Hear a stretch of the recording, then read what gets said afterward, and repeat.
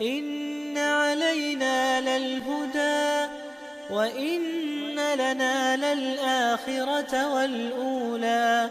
There's so many faiths and they all think that they have, that is the God. But, it doesn't make sense that the world would have several different gods, or the universe would have several different gods. So the idea is ultimately you would think that there's, a supreme being, an entity who's put this together. So you would agree that there's only one creator, not man, not woman? Yes. So if you're agreeing with this, that Allah is one, because we're saying the natural innate disposition of the human being is to worship one creator, and this one creator is not a man or a woman, cannot be visualized, cannot be drawn, and we submit to this creator alone. If you agree with this, the Quran is telling you to actually submit to the creator. Yes. That we don't submit to the creation, a man or a woman, or the Prophet Muhammad sallallahu alaihi wasallam. The Prophet Muhammad is a prophet sent by God. We don't worship him. Yeah. Right? Because now you have to come to a conclusion on how to get to God. Because you believe in the creator, but how would you get to that creator? Well, I would imagine that that the creator is aware of everything anyway. It's everybody. Yes, agreed. Yes. But we're saying the creator will send you truth, prophets and messengers, because it is upon the creator to guide you, right? It sends you guidance. Because if I said to you, what's the purpose of your life? What happens after you die? What would you say? Well, nobody really knows. Nobody's come back to tell us what's happening. There's a lot of belief that myself, I believe there is something after life. There's going to be something, but what it is, who knows? I don't know. So we're saying, therefore, the Creator will send prophets and messengers. It is upon the Creator to guide you, right? The Quran, it speaks about the purpose of your life, what happens after you die, right? And how to attain righteousness, objective morality, what's right and wrong. Yeah. Right? Because either we're following our own desire, that we are following the secular liberal society, it's based upon desire. We're saying that only the Creator can tell you what is right and wrong, because the Creator has created you. Yeah. Right? And the one that created your hat tells you the purpose of the hat. The hat cannot give itself a purpose. Would you agree? The hat cannot give itself a purpose. The one that created the hat gives the hat a purpose. Would you agree? No, I do. Would you agree? Yes. I'm going to have a read of it because I like to expand my thoughts, expand my, to look into different things and to try and, and that, with Islam, that there's a lot of negativity and, I don't believe a lot of this shit that we're fed. Absolutely, yeah. And the media has an agenda against our Islam, right? Yeah. But this is because it is the only thing that combats secular liberalism of the self-worship, feminism, capitalism, LGBTQ, all these things, right? And we are firm upon it. And that's why the Western governments, they don't like our belief because it connects you to God, right? The Quran you can verify. If you do your research, because either you're searching for the truth or you're gathering information. Yeah. It's just another book. It's just more information. We're saying, look, there's a truth. Why do you exist? There has to be absolute truth. So that the Quran itself, we can prove that it's the truth. Yeah. For example, if the Prophet Muhammad made a prophecy and that prophecy came true, would you agree that he's a true prophet? If I had true belief if a prophet had said it was true and then that came to pass as the truth, then yes. But a lot of it is subjective. But this is verifiable because there is a self-fulfilling prophecy.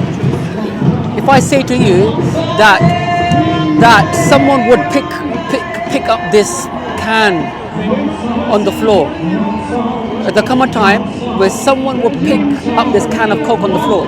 I know that this can has to be picked up. That's called a self-fulfilling prophecy, yes? Yes. But something that is far-fetched. So do you know Shard, right?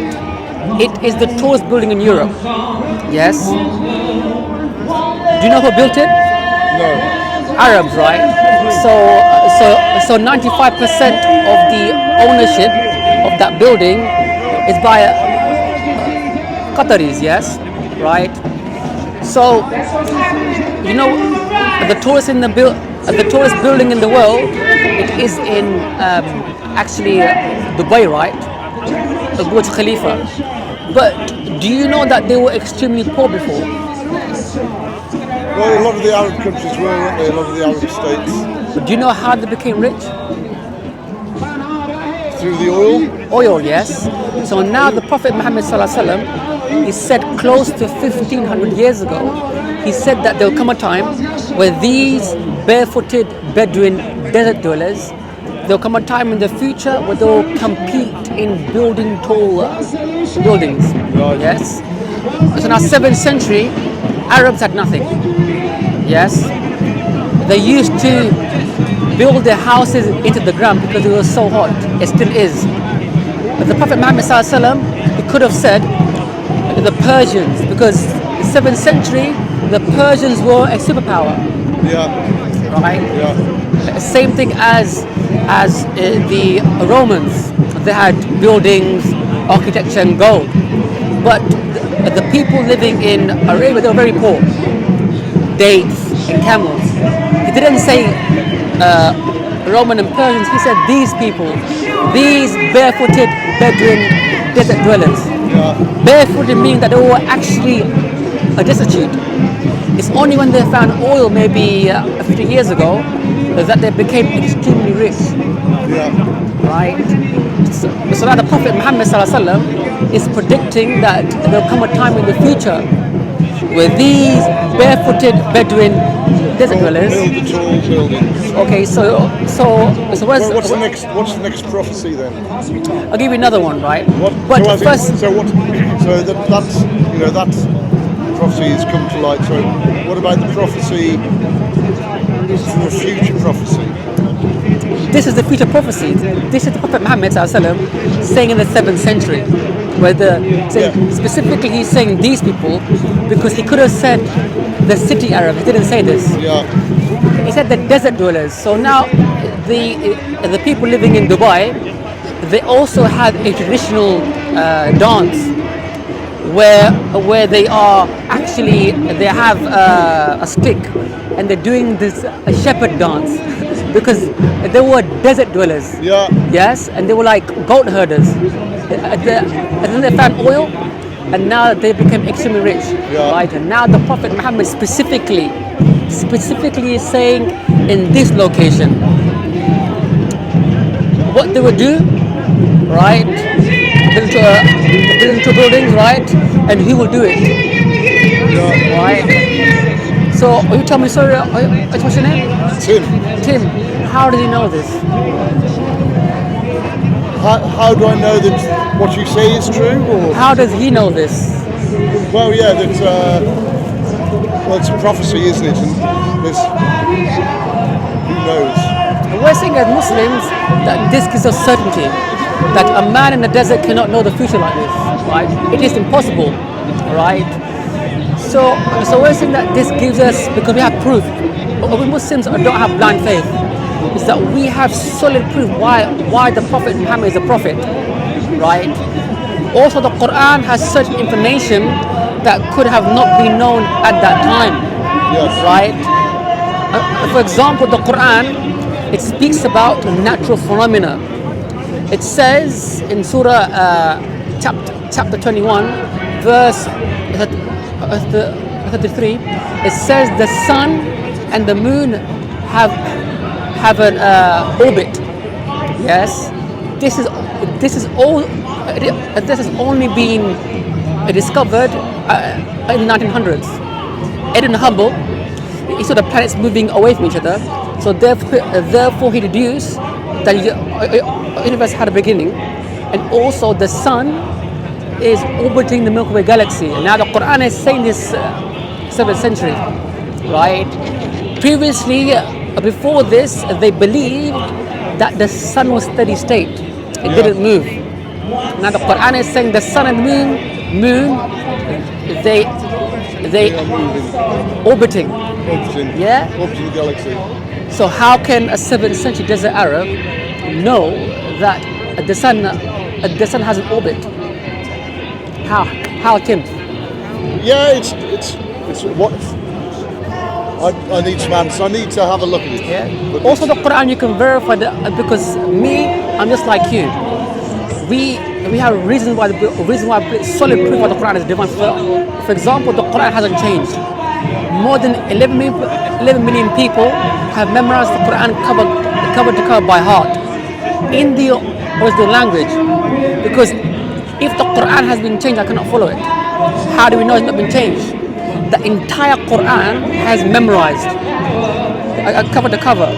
So a child that's maybe 12 years old has memorized the Quran cover to cover by heart in the original language, and they can trace back the recitation in a chain that goes back to Prophet Muhammad, right? So Yes. so it couldn't. Hasn't been changed. It was maintaining the truth. Yes, because it is upon God to actually preserve it. Allah says in the Quran that this book will not change. Because it is upon God to give you the truth. That's a test. Yeah. You can figure it out. But you need to find the truth. But the way you can find the truth is the proof. And to verify it. Bible has been changed, many versions, just any other, many manuscripts. But the Quran, no. The concept of God makes sense. God is one. Allah is a God that you can worship. Is one, independent, yes? Right? I must go because I've got a train to So catch. do your research, Tim. Yeah. إن علينا للهدى وإن لنا للآخرة والأولى